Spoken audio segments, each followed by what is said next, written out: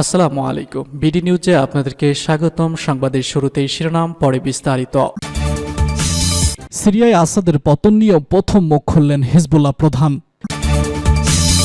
এদিকে সিরিয়ায় যুদ্ধক্ষেত্র থেকে পিছু হটলেও ঘাঁটি থেকে সরবে না রুশ সেনারা। সর্বশেষে জানিয়ে দেব, ভারতে মুসলিমরা আর সংখ্যালঘু থাকবে না, সংখ্যাগুরু হব বলছে কলকাতার মেয়র। শুনছিলেন সংবাদ শিরোনাম, এখন বিস্তারিত। তার আগে অনুরোধ থাকবে, ভিডিওতে একটি লাইক দিন এবং কমেন্টস করে জানিয়ে দিন কোন জেলা থেকে বা কোথা থেকে আমাদের সঙ্গে যুক্ত রয়েছেন। সিরিয়া আগ্রাসনের পতন নিয়ে প্রথম মুখ খুললেন হিজবুল্লাহ প্রধান। বিদ্রোহীদের দামেস্ক দখলের হুমকির মুখে গত রোববার দেশ ছেড়ে রাশিয়ায় পালিয়ে গিয়েছে সিরিয়ার ক্ষমতাচ্যুত প্রেসিডেন্ট বাশার আল আসাদ সরকার। এই ঘটনার সবথেকে বড় ধাক্কা খেয়েছে মধ্যপ্রাচ্যের ইসরায়েলের বিরুদ্ধে লড়াই করা লেবাননের সশস্ত্র আন্দোলন হিজবুল্লাহ। কারণ ইরান থেকে সিরিয়া হয়ে অস্ত্রের চালান আসত হিজবুল্লাহর কাছে। আসাদের পতনে ইসরায়েল সিরিয়া ব্যাপক হামলা চালিয়ে বহু অবকাঠামো ধ্বংস করে দিয়েছে। সিরিয়ার সরকার পতনের পর প্রথমবারের মতো মুখ খুলেছে আসাদের মিত্র হিজবুল্লাহ। অথচ আসাদের পতনের ঠিক কয়েকদিন আগেও সিরিয়াতে বিদ্রোহীরা পরাজিত হবে বলেছিল গোষ্ঠীটি। কিন্তু নাটকীয় পরিস্থিতিতে উৎখাত হয়েছে বাশার আল আসাদ। আসাদের 24 বছরের শাসনামলের অবসানের মধ্য দিয়ে ঘটে এবং তার পরিবারের দর্শকের ক্ষমতার চক্র ভেঙে যায়। হিজবুল্লাহর নতুন প্রধান শেখ নাইম কাসেম শনিবার স্বীকার করেছেন, বিদ্রোহী আক্রমণের মাধ্যমে বাশার আল আসাদ শাসনের পতনের পর সিরিয়ার মধ্য দিয়ে অস্ত্র সরবরাহের পথ তারা হারিয়েছে। কাসেম তার টেলিভিশন ভাষণে আসাদের নাম উল্লেখ না করে বলেছেন, এই নতুন বাহিনী সিরিয়ার বর্তমান ক্ষমতাসীন বিদ্রোহী গোষ্ঠী স্থিতিশীল এবং স্পষ্ট অবস্থান না নেওয়া পর্যন্ত হিজবুল্লাহ কোনো বিচার করবে না। তিনি আশা করেন লিবানিস এবং সিরিয়ার জনগণ এবং সরকার সহযোগিতা অব্যাহত রাখতে পারে। তিনি বলেন, হ্যাঁ, এই পর্যায়ে হিজবুল্লাহ সিরিয়ার মধ্য দিয়ে সামরিক সরবরাহের পথ হারিয়েছে, তবে এটি প্রতিরোধ অক্ষের জন্য বিশদ ক্ষতি। হিজবুল্লাহ প্রধান বলেছেন, একটি নতুন রেজিমেন্ট সিরিয়ার শাসনে আসতে পারে এবং এই রুটটি স্বাভাবিক অবস্থায় ফিরে আসতে পারে এবং আমরা অন্য উপায় খুঁজতে পারি। সিরিয়া হিজবুল্লাহর পৃষ্ঠপোষক ইরানকে লেবাননে অস্ত্রের চালান পাঠানোর জন্য একটি স্থল পথ দিয়েছিল। এই ধরনের চালান প্রায়শই ইসরায়েলি বিমান হামলার দ্বারা লক্ষ্যবস্তু হয়। কিন্তু হিজবুল্লাহ এরপরও গোপনে ভারী সামরিক সরঞ্জাম আদান প্রদানে সক্ষম হয়েছিল।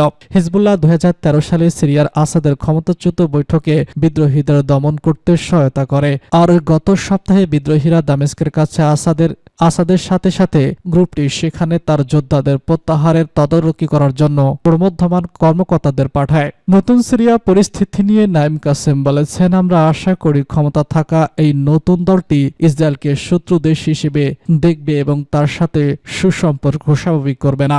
সিরিয়ার ইসরায়েলি হামলা নিয়ে জবাব দিয়েছে বাশার আল আসাদ সরকার উৎখাতের নেতৃত্ব দেওয়া ইসলামপন্থী বিদ্রোহী গোষ্ঠী হায়াত তেহরি আল শামের নেতা আবু মোহাম্মদ আল জোলানি। শনিবার ক্ষমতা গ্রহণের পর প্রথমবারের মতো ইসরায়েল সম্পর্কে কথা বলেছেন তিনি। সিরিয়ার টিভি নিউজ চ্যানেলের মাধ্যমে একটি সাক্ষাৎকারে আল জেলানি বলেছেন, সিরিয়ায় বিমান হামলা চালানোর জন্য ইসরায়েলের অজুহাত থাকতে পারে না এবং সাম্প্রতি সময় আইডিএফ সিরিয়ার মাটিতে হামলা লাল রেখা অতিক্রম করেছে এবং এই অঞ্চলে একটি অযৌক্তিক উত্তেজনা বৃদ্ধির হুমকি দিয়েছে। সিরিয়ায় যুদ্ধক্ষেত্র থেকে পিছু হটলেও ঘাঁটি থেকে সরছে না রুশ সেনারা। সিরিয়ার উত্তরাঞ্চলের যুদ্ধক্ষেত্রে এবং আলাওয়াত পর্বতমালার নিরাপত্তা চৌকিগুলো থেকে নিজেদের সেনাদেরকে সরিয়ে নিচ্ছে না রাশিয়া। সিরিয়ার প্রেসিডেন্ট বাশার আল আসাদ পতনের পর এমন পদক্ষেপ নেওয়া হচ্ছে, তবে সিরিয়ার রাশিয়ার দুটি প্রধান ঘাঁটি থেকে সেনাদের সরানো হচ্ছে না। সিরিয়ার 4 জন কর্মকর্তা রয়টার্সকে এসব তথ্য বলেছেন। সিরিয়ার ক্ষমতাচ্যুত প্রেসিডেন্ট বাশার আল আসাদ এবং তার প্রয়াত বাবা সাবেক প্রেসিডেন্ট হাফিজ আল আসাদ মস্কোর সঙ্গে সুসম্পর্ক বজায় রেখেছিলেন। তবে সম্প্রতি বাশার আল আসাদ সরকারের পতনের পর সিরিয়া অবস্থিত রাশিয়ার দুটি ঘাঁটি লক্ষ্যবস্তুর প্রশ্নের মুখে পড়েছে। এই দুটি ঘাঁটি হল লাতাকিয়া হাবিতিয়া বিমান ঘাঁটি এবং তারতুসের বিমান ঘাঁটি। গত মঙ্গলবার স্যাটেলাইটে ধরা ভিডিও ফুটেজে দেখা গেছে, হামেমি ঘাঁটিতে কমপক্ষে দুটি আন্তনভ AN-124A মালবাহী উড়োজাহাজ দাঁড়িয়ে আছে। দেখে মনে হচ্ছে মালামাল তোলার জন্য এগুলোকে প্রস্তুত করা হচ্ছে।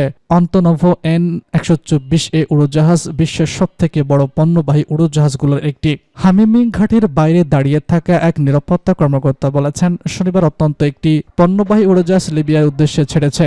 গত শুক্রবার স্যাটেলাইটে ধারণ ভিডিও ফুটেজে দেখা গেছে হোমস্টাইন ঘাঁটিতে কমপক্ষে 2টি আন্তনিউফ NA-124A মালবাহী উড়োজাহাজ দাঁড়িয়ে আছে। দেখে মনে হচ্ছে মালামাল তোলার জন্য প্রস্তুত করা হচ্ছে। আন্তনভ NA-124 উড়োজাহাজটি বিশ্বের সবথেকে বড় পণ্যবাহী উড়োজাহাজগুলোর একটি। হামিনি ঘাঁটির বাইরে দাঁড়িয়ে থাকা এক নিরাপত্তা কর্মকর্তা বলেছেন, শনিবার অত্যন্ত একটি পণ্যবাহী উড়োজাহাজ লিবিয়ার উদ্দেশ্যে ছেড়ে গেছে। রোশনাদের সঙ্গে যোগাযোগ থাকা সিরিয়ার সামরিক ও নিরাপত্তা সূত্রগুলো রয়টার্সকে বলেছে, মস্কো তার বাহিনীকে সম্মুখ যুদ্ধক্ষেত্র থেকে প্রত্যাহার করছে।